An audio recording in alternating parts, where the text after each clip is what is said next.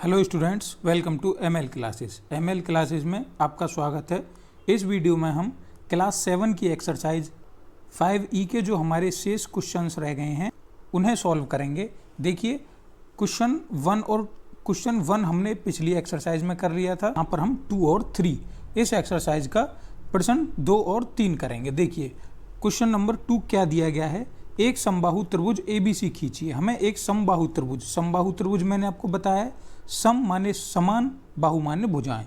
एक त्रिभुज जिसकी सभी भुजाएं, सभी कितनी भुजाएं होती हैं त्रिभुज में? 3 भुजाएं होती हैं। तो जिस त्रिभुज की तीनों भुजाएं बराबर बराबर होंगी, मतलब तीनों भुजाएं एक ही समान दूरी की होंगी, उसे हम क्या कहेंगे? समबाहु त्रिभुज कहेंगे। और उसका अंत्य केंद्र ज्ञात करना है। अंत्य केंद्र मतलब इन सेंटर, हमें उसका इन सेंटर ज्ञात करना है। तो अंत्य केंद्र किसे कहते हैं? जैसे हम कोई त्रिभुज है,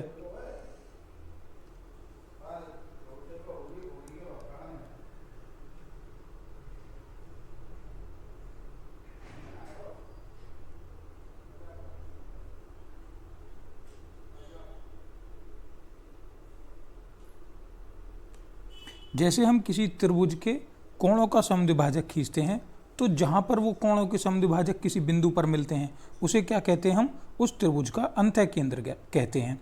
तो हमें क्या करना है? सबसे पहले एक समबाहु त्रिभुज खींचना है और उसका अंत्य केंद्र ज्ञात करना है। तो यहीं तक इसे सॉल्व करते हैं। सबसे पहले एक समबाहु त्रिभुज खींचते हैं। देखिए, समबाहु त्रिभुज कैसे खींचेंगे? एक समान दूरी की हमें तीनों भुजाएं खींचनी है उसकी। देखिए किस प्रकार खींचेंगे। हम क्या कर रहे हैं, 5 सेंटीमीटर की उसकी तीनों रेखाएं ले रहे हैं। देखिए, सबसे पहले एक रेखा खींचते हैं 5 सेंटीमीटर की सहायता से बिंदु ए और बी पर प्रकार रखते हुए हम 5-5 सेंटीमीटर के 2 चाप लगाएंगे। देखिए, 5-5 सेंटीमीटर के हम 2 चाप लगाएंगे। हम डायरेक्ट पैमाने से नहीं बना सकते, क्योंकि पैमाने से हमारा बनाने में गड़बड़ हो जाएगा। देखिए, हमने 2 चाप लगा दिए 5-5 सेंटीमीटर के। अब इसे हम आपस में मिला देंगे।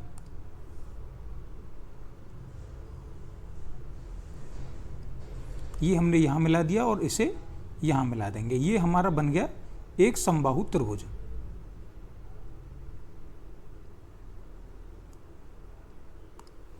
देखिए, हमने एक समबाहु त्रिभुज ABC की रचना कर दी।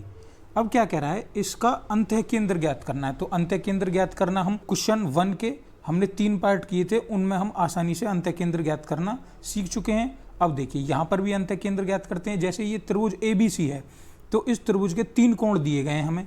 देखिए, एक तो एक कोण A है, एक कोण B और एक कोण C। तो हमें इन कोणों का ही अर्धक ज्ञात करना है। अर्धक मतलब आधा ज्ञात करना है। इन कोणों को हम आधा आधा करना सीखेंगे। देखिए, सबसे पहले कोण A का अर्धक खींचते हैं। क्या करेंगे? प्रकार को लेके आएंगे बिंदु A पर। बिंदु A पर प्रकार को रखते हुए एक कोण बनाएंगे। देखिए, ये हमने एक कोण की रचना की। अब जहां पर भी ये रेखाओं को काटेगा, वहां पर हम उसे कुछ नाम दे देंगे। देखिए, हमने उसे नाम दे दिया D और E। अब क्या कहेंगे? प्रकार की नोक बिंदु D पर रखेंगे और DE की आधे से थोड़ी अधिक दूरी लेंगे। DE की आधे से अधिक दूरी लेते हुए 2 चाप लगाएंगे। एक चाप बिंदु D को केंद्र मानकर और एक चाप बिंदु E को केंद्र मानकर। जहां पर दोनों चाप एक दूसरे को आपस में काटेंगे, वहां से उन्हें मिलाती हुई एक सीधी रेखा खींच देंगे। देखिए, इन्हें मिलाती हुई एक सीधी रेखा खींच देंगे। ये हो गया कोण A का अर्धक। इसी प्रकार कोण B का अर्धक खींचेंगे और कोण C का अर्धक खींचेंगे।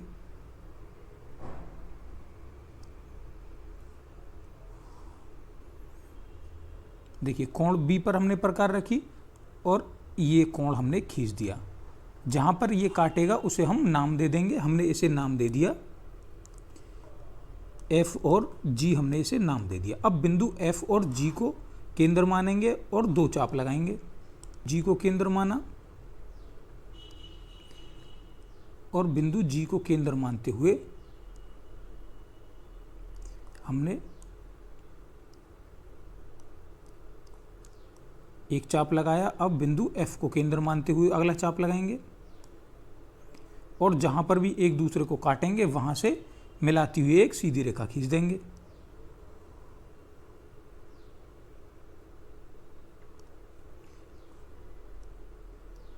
ये हो गया कोण बी का अर्धक। इसी प्रकार कोण सी का अर्धक खींचेंगे,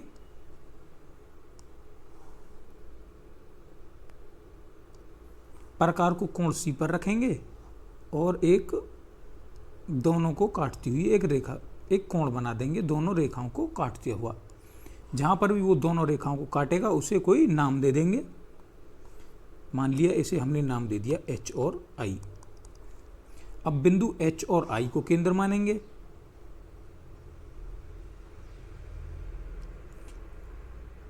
बिंदु H को केंद्र माना, इसी प्रकार बिंदु I को केंद्र मानेंगे।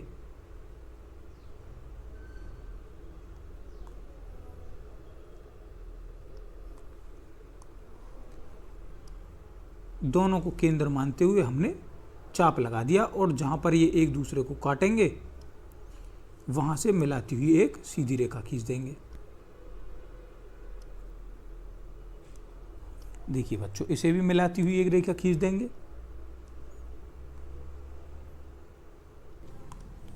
देखिए बच्चों, हमने कोण सी का भी अर्धक खींच दिया। अब हम क्या देख रहे हैं कि कोण ए, कोण बी और कोण सी तीनों के अर्धक यहां पर आपस में मिल रहे हैं। मान लिया इसे हमने एक O मान लिया, इस बिंदु को O। तो हमारा जहां पर ये तीनों कोण आपस में मिल रहे हैं तो इसे हम क्या कहते हैं, अंतः केंद्र कहते हैं, इन सेंटर कहते हैं। तो आधा काम हमारा हो गया। एक समबाहु त्रिभुज खींच दिया हमने 5-5 सेंटीमीटर का।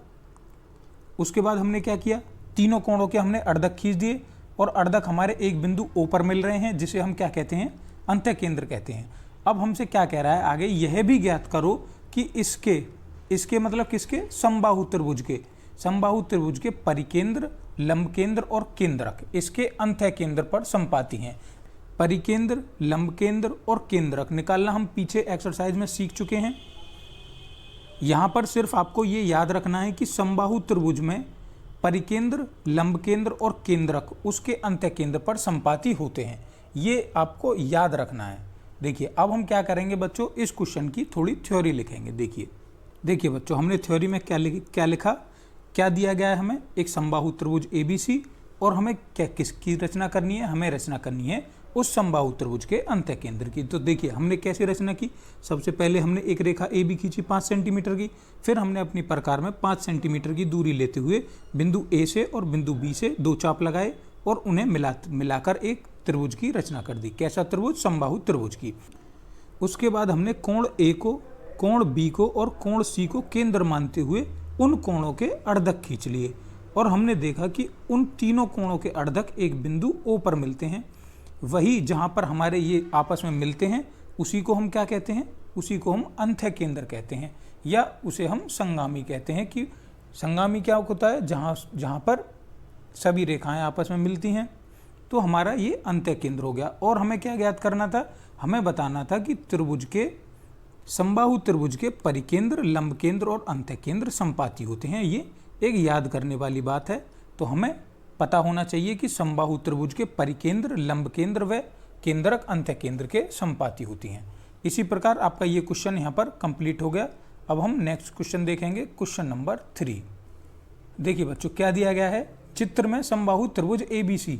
देखिए आपकी बुक में एक चित्र दिया गया है जिसे वो क्या कह रहा है, एक समद्विबाहु त्रिभुज है। समद्विबाहु मतलब जिसकी सम माने समान हो, द्वि माने 2 और बाहु माने भुजा, जिसकी 2 भुजा बराबर हो, ऐसा एक त्रिभुज दिया गया है। इसमें AB बराबर AC और कौन कौन सी भुजाएं बराबर हैं, AB और AC बराबर हैं।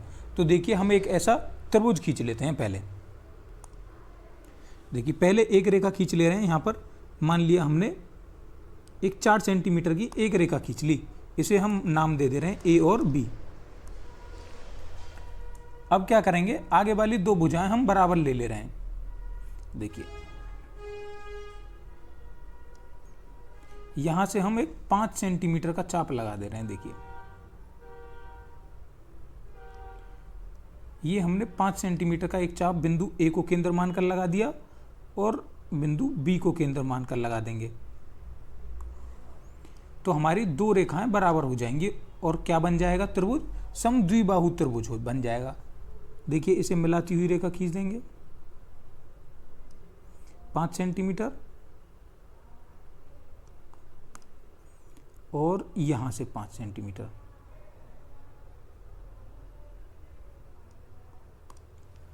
ये ABC हमारा क्या बन गया, एक समद्विबाहु त्रिभुज बन गया, मतलब जिसकी दो भुजा बराबर हों। ये भुजा कितनी है 4, ये भुजा कितनी है 5 और ये भी कितनी है 5। अब आगे क्या कह रहा है, AB और AC बराबर हैं। देखिए बच्चों, इसमें AB और AC बराबर दिया गया है तो हम इसके नाम बदल दे रहे हैं।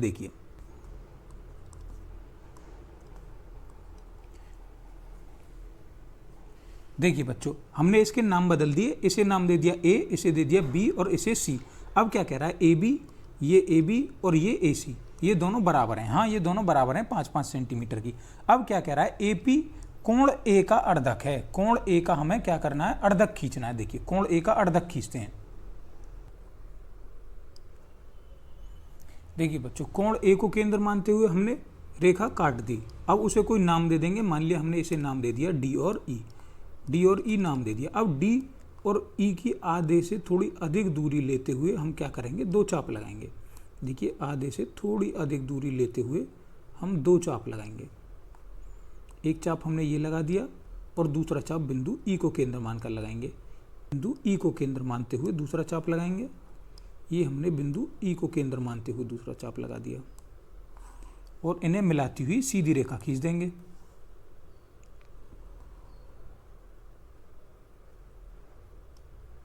इन्हें मिलाती हुई हमने एक सीधी रेखा खींच दी और इसे हम क्या नाम दे देंगे, इसे हमने नाम दे दिया, इसे हम नाम दे देंगे P, क्योंकि वो क्या कह रहा है, AP कोण A का अर्धक है। कोण A का अर्धक क्या हो गया, A और P, ये हो गया कोण A का अर्धक, मतलब कोण A का हमने आधा कर दिया। अब क्या कह रहा है, यह रेखाखंड AP, जो हमने रेखाखंड खींचा है AP, ये BC का अर्धक है या नहीं है। BC का लंबार्धक है या नहीं है। अब देखिए, पहले तो हम देखेंगे, नाप कर देखते हैं। देखिए बच्चों, हम इसे नाप कर देख रहे हैं कि ये जो AP है ये BC का लंबार्धक है या नहीं। सबसे पहले हम देख रहे हैं कि 4 सेंटीमीटर की लाइन खींची थी हमने, तो ये 2 और 2 आधा आधा बिल्कुल बराबर में बट रहा है। अब देखिए, अब क्या कह रहा है कि ये BC का लंबार्धक है या नहीं, ये जो AC है इस रेखा BC का अर्धक है या नहीं। तो देखिए, अगर हमारे चाप दोनों एक दूसरे को BC के जो हम बराबर दूरी से लगाएंगे, अगर वो इस पर काट गए तो इसका अर्धक है, नहीं तो नहीं है। देखिए एक चाप हम यहाँ पर लगाते हैं, अगर इसी दूरी से ये इसी को काट देगा इसी रेखा पर, तो हमारा ये सही हो जाएगा, नहीं तो गलत हो जाएगा। देखिए ये काट गया एक दूसरे को, देखिए बिल्कुल इसी रेखा पर काट रहा है, तो हम कह सकते हैं कि AP BC का लंबार्धक है। चित्र खींचकर और मापकर बताइए। देखिए हमने चित्र खींचकर और मापकर बता दिया। मापकर हमारा ये भी 2 सेंटीमीटर का आ गया, ये भी 2 सेंटीमीटर का आ गया, और हमारा ये AP BC का लंबार्धक भी है। हमने ये जो AP है, हमने BC का भी लंबार्धक खींच के देख लिया, तो उस पर भी लंबार्धक आ रहा है। इसी के साथ आपकी ये एक्सरसाइज यहाँ पर कंप्लीट हो रही है। अगर आपको इस एक्सरसाइज में कोई डाउट है तो आप उस वीडियो को रिपीट करके देख सकते हैं। अगर किसी वर्ड को, किसी पर्टिकुलर वर्ड को लेकर आपको डाउट हो रहा है तो आप उस वीडियो को, उस एक्सरसाइज की पूरी वीडियो को रिपीट करके देख सकते हैं। आपके समझ में जरूर आएगा। टॉपिक को बहुत ही ज़्यादा आसानी के साथ समझाया गया है। अगर फिर भी कोई समस्या है तो आप हमें कमेंट बॉक्स में बता सकते हैं। आप सभी लोगों का वीडियो देखने के लिए धन्यवाद।